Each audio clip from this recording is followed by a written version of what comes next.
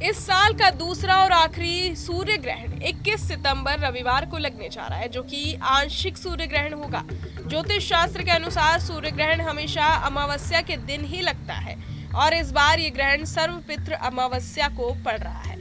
माना जाता है कि सूर्य ग्रहण के शुरू होने से 12 घंटे पहले उसका सूतक काल प्रारंभ हो जाता है, जिसे अत्यंत अशुभ माना जाता है और इस दौरान किसी भी प्रकार का मांगलिक या शुभ कार्य वर्जित रहता है।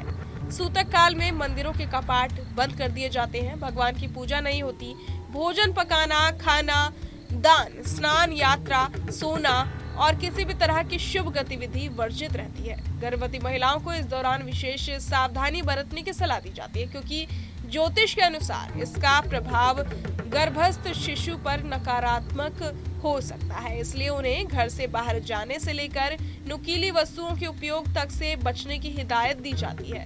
गर्भवती महिलाओं के लिए सूर्य ग्रहण और इसके सूतक काल में विशेष सावधानियां बताई गई हैं। वो भूलकर भी कुछ गलतियां ना करें, जिनमें सबसे अहम है कि वो इस दौरान घर से बाहर ना निकले और ना ही ग्रहण को सीधे देखें, क्योंकि इसे गर्भस्थ शिशु के लिए हानिकारक माना जाता है।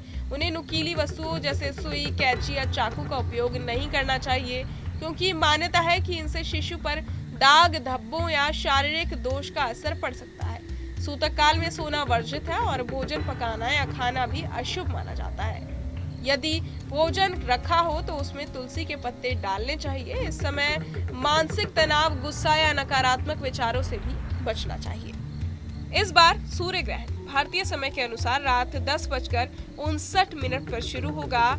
इसका चरम बिंदु देर रात 1:11 पर रहेगा और ये 22 सितंबर की तड़के 3:23 पर समाप्त हो जाएगा। इस हिसाब से इसका सूतक काल 21 सितंबर की सुबह 10:59 से शुरू होना चाहिए और ग्रहण की समाप्ति तक चलेगा।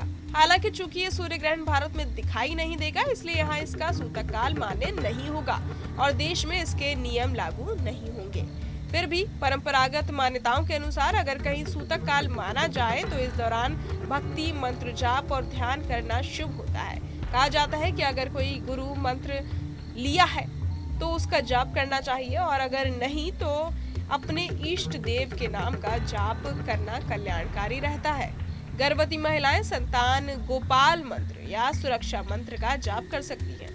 ग्रहण समाप्ति के बाद परंपरा ये है कि घर और पूजा स्थल की अच्छी तरह सफाई की जाए, स्नान कर शुद्ध वस्त्र धारण किए जाए, सूतक काल में पहने गए कपड़े धोकर अलग रख दिए जाए, भगवान की पूजा कर उन्हें भोग अर्पित किया जाए।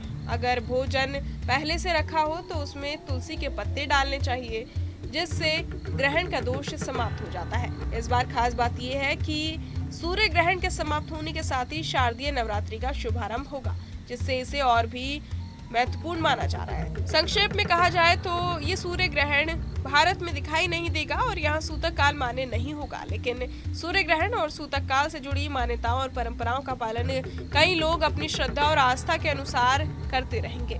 बहरहाल इस पूरी जानकारी को सुनकर आप क्या कुछ सोचते हैं, हमें कमेंट बॉक्स में जरूर बताएं और बाकी तमाम जानकारियों के लिए सब्सक्राइब करें न्यूज नेशन।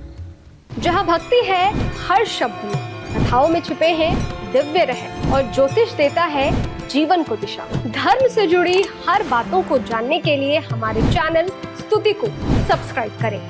चैनल पर जाने के लिए इस लिंक पर क्लिक करें।